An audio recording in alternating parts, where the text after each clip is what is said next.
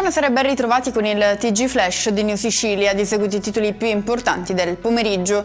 Prosegue lo spoglio per le amministrative in Sicilia, i dati mostrano un'affluenza del 58% degli eventi di diritto in Sicilia.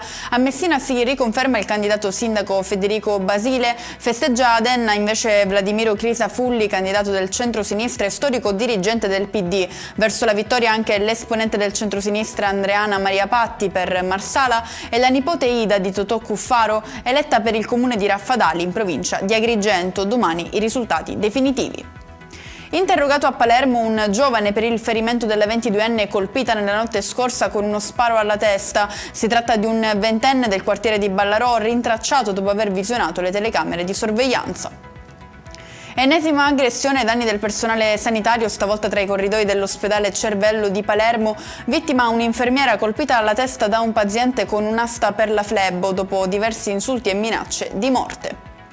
Catturata in Colombia una donna del luogo ricercata con accuse di tratta di esseri umani, estorsione e sfruttamento sessuale. L'arrestata sarebbe stata legata a un gruppo criminale operante a Catania attraverso minacce e pressioni economiche per controllare e sfruttare le vittime. Chiudiamo con le previsioni meteo per domani. La Sicilia rimane ancorata al sole con tempo stabile e cieli sereni sull'intero territorio regionale, oscurate invece da cieli parzialmente nuvolosi le zone interne. E con questo è tutto, prossimo appuntamento domani alle 13:30. Grazie per averci seguito, buon proseguimento di serata.